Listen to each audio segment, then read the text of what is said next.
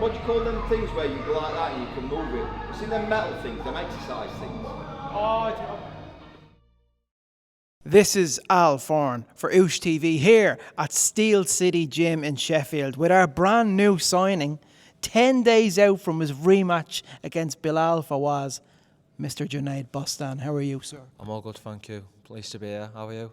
I'm good, pal. How are you feeling? Welcome to Oosh. Nah, thank you. It's good to have you all on board. You welcome me with open arms and long may it continue. We just caught a glimpse of yourself and Grant in here.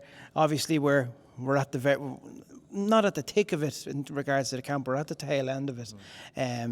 Just a bit of fine tuning. I can see in your body language you are just eager and ready to go. Definitely that. 10 days out, you ain't gonna get any fitter. You ain't gonna get any, I don't know. You've put the work in already. 10 days out, the work's done. For now, it's just sharpening up, easing in the mind, and just sharpening things up, and let the rewards comes 10 days.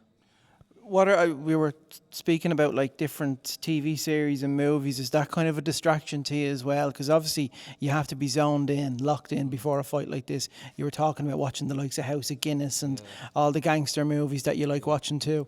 No, definitely. I do find them a great, not distraction, but something to switch the mind off.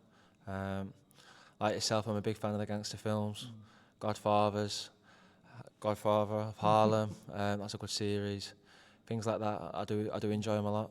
We'll do the Mob Actors alumni at the end of the interview. But I just noticed as well coming in here, I really do enjoy seeing great camaraderie and friendship between coaches and fighters, and that's something that you and Grant have massively. You've been here since you were 12 years old, I believe. So there's a great kind of coach and fighter relationship there, isn't there? No, definitely, of course, like, it's titled boxer and trainer, but with me and Grant, I've been with him since 12 years old, and when you spend as much time as you do with that one person, it becomes a lot more than that. Yeah. And it was a lot more of a relationship than a trainer and boxer from a very early age. I was rather different. I'd like to think that's because Grant saw my potential, so I had it a lot harder than other kids, but I'm reaping the rewards now. And yeah, it's all good. Just talk to me about the beginning of this journey for you. You've just been in gym since a very young age. Yeah. I watched an interview where you had mentioned that you were in Brendan Ingles' gym, and you've kind of listened to the advice that he was given, the wizardry advice that he gave to so many like young and up and coming fighters. Of course, like with me, it always seems to be that I always have an Irishman around me. One day it was Brendan, now it's Mick Conlon. But I'm very blessed for the people that I have had around me from a very early age. I'm like the young baby of the whole group. Like, I've been lucky to have that last generation around me, whereas others haven't had that blessing. With Brendan, I just soaked in all his wisdom, if I'm honest with you. He made me fall in love with boxing.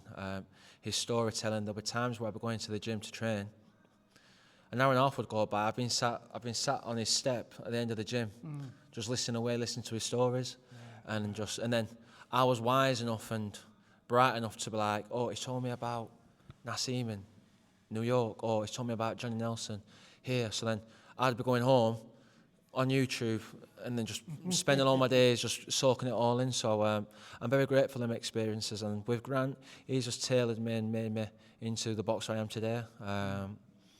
Very a contrast to the character what Brendan was, but I feel like it was very fitting for that point. Absolutely, and you're soaking in so much knowledge and I suppose brotherhood as well with the fellow fighters that are here in Dalton and Mick Conlon now as well.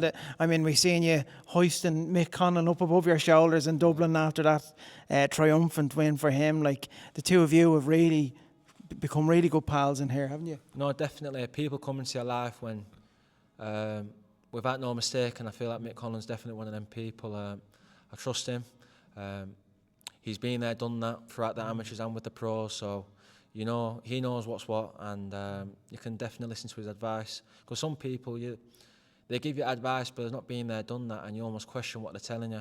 Whereas someone who You know, has got their best interest at heart, and they've been there, done that.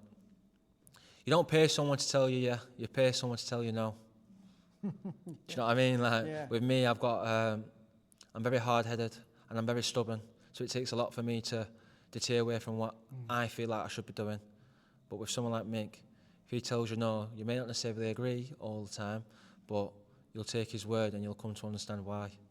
So it's trusting people. His guidance is key as well. He speaks about how he just wants to guide so many boxers in taking the right path, in you know, spending their, you know, using their money wise, spending their money wisely, investing it wisely, and that's something that he's wanting to pass down to fighters too. Yeah, definitely. I mean, that'll all come in time. I'm sure I'll have them discussions about my money spending in time, but for now it's just my bread and butter, which is boxing. October 11th.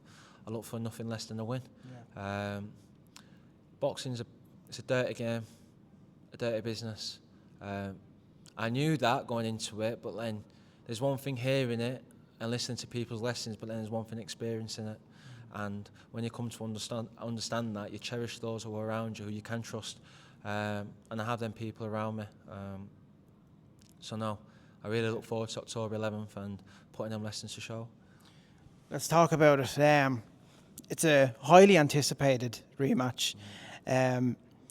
Your opponent, he's quite a character, isn't he? I watched the face-to-face and I can't tell if he's trying to be Chris Eubank Sr.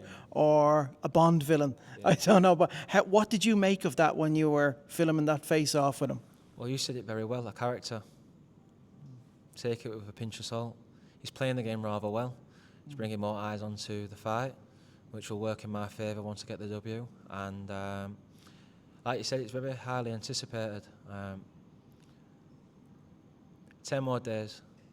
It feels a lot bigger than the English title fight, if I'm honest with you. There's going to be 7,000-8,000 people in the arena. It's at my doorstep.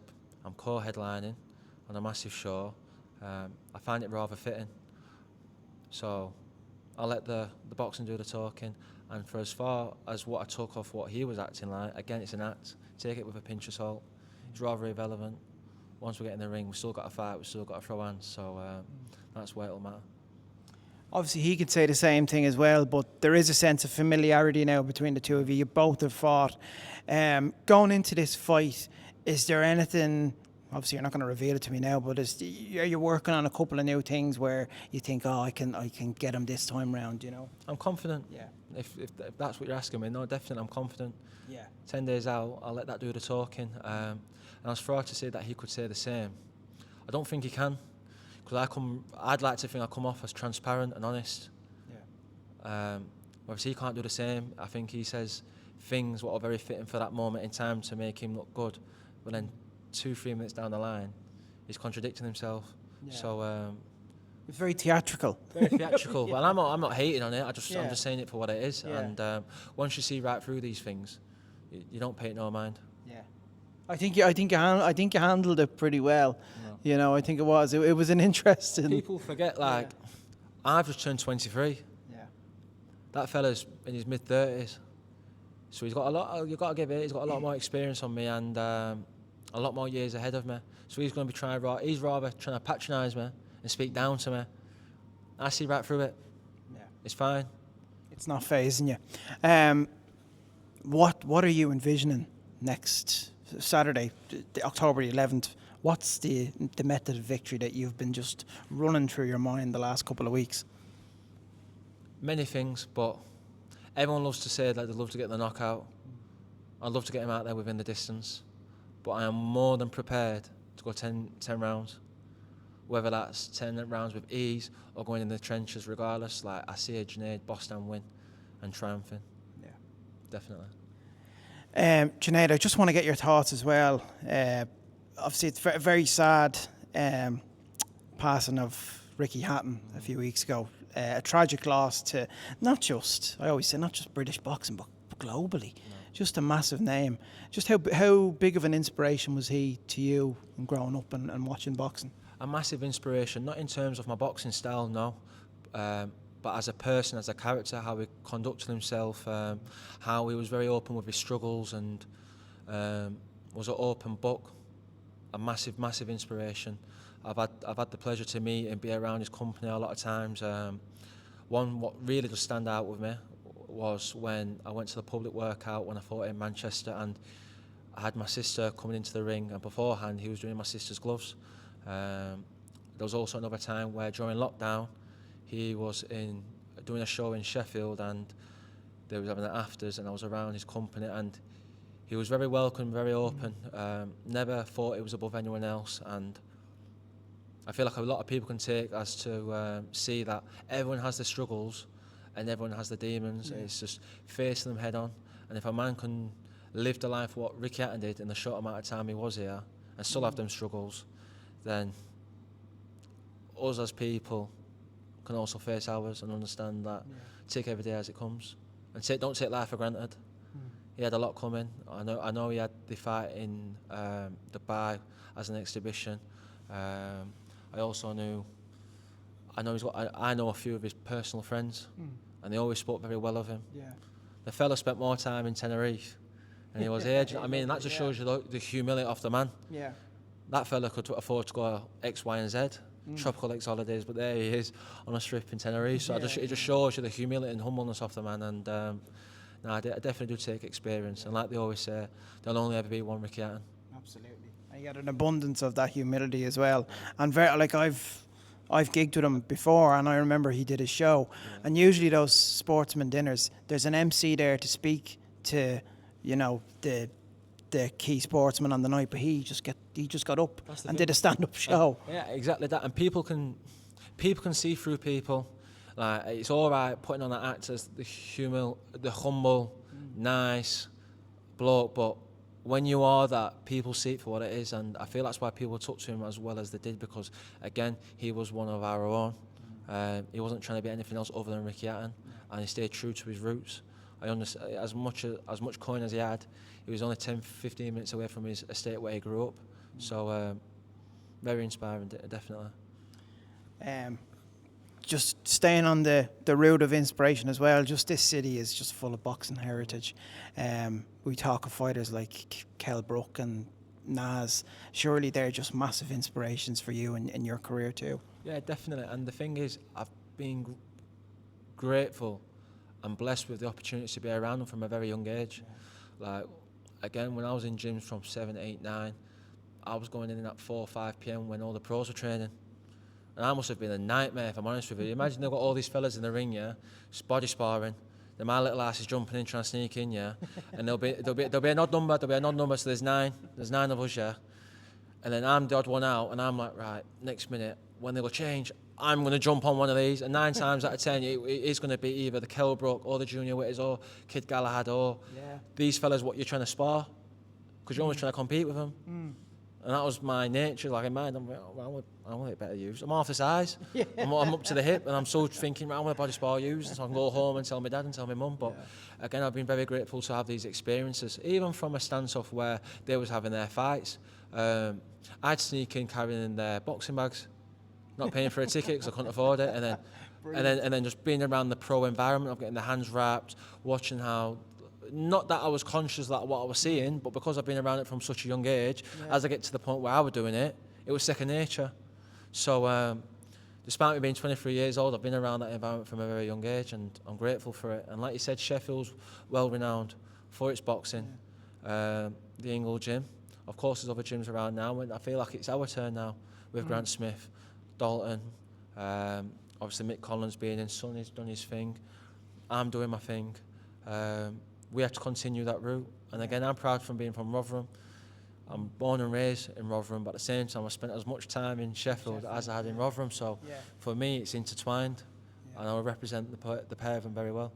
He's got a great shop set up here, Grant. It really is. It's like he just gave us a little tour of the place, and he kind of gave us I know Grant doesn't like to do interviews, but he gave us an insight into, his method of coaching and, how he likes to. It's just building a relationship, and it's great that he's obviously seen something in you for such a long time, and not just from the point of view that you're a boxer, but as a human being as well. And that's what I love about the dynamic between a coach and a fighter. it's special. It really is. No, I agree. And again, it's much more than a trainer and boxer relationship. Growing up, I had it very hard. From my dad and from Grant, like people was all thinking, a bit concerned, like, Grant's really, really tough on him. But at the same time, kids were getting kicked out for far less than what I was doing. I were a pain in the ass growing up, like, believe you me, like, I still am, to be fair with you, but definitely growing up, there was a lot I did, and the amount of times I got pulled into that office and I just got a lecture, a bollocking, and I couldn't come. I understood it, but at the same time, I had it a lot harder, and I think that was due to the fact that he knew I could take it, and he knew what reaction he'd get, whereas other kids couldn't really take it. I could take it, and relationships are based on trust, not from hearing what you want to hear. People you can trust are those who will tell you what you necessarily don't want to hear. Those what are backslappers and telling you what you want to hear and just fulfilling what they want to get their needs, they're not the people you want around you. I need the people around me what are going to tell me the uncomfortable truths.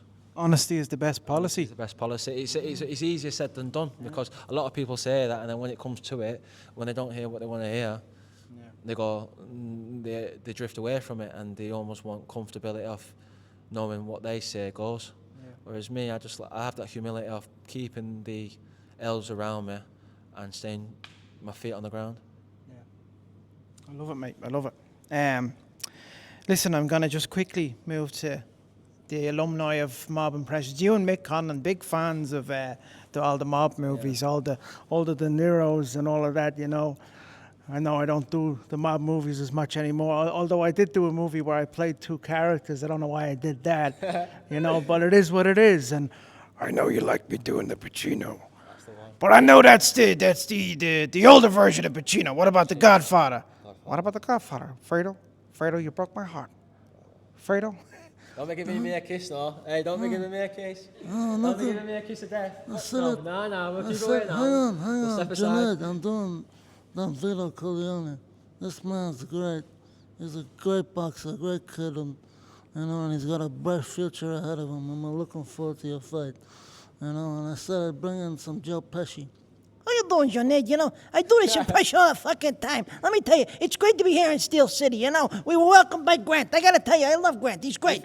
He said, no interviews, no fucking interviews, no interviews. But Grant, you're telling me everything off camera. You know what I mean? It's terrible. It really is. Funny I amuse you. Just a little. Don't just a little. You should have, you should have done that with the opponent. I don't want him getting the gloves on the film. What about a bit of Kell Brook? Do you know what? I'm looking forward to your fight, baby. It's going to be go on, baby. Do you know what? It's a big fight. You know what? You're familiar with the Sheffield arena, but this is a big one. This is a massive one, mate. So do you know what? Put on the show and make money for the baby. That's the one, Aki. That's the one. Good man.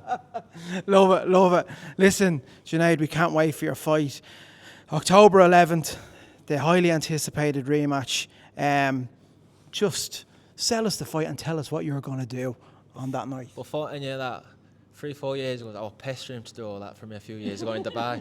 So happy days. It's funny how life turns out. But to answer your question, to sell the fight, I feel like the fight sells itself. And he's done a great job at doing that as well with his theatrics. So October 11th, Dave Allen's headlining, I'm co-headlining. It's a big night. For me, it's the coming of age, going from a boy to a man. And I'll let my action do the talking for once, because usually I've got the gift of the gab, but for now I'll let the boxing do the talking. Rotherham and Sheffield, get behind your boy here. It's going to be a big night. And on that note, this is your first evolution to the camera. So Junaid, on 3, 2, 1, oosh!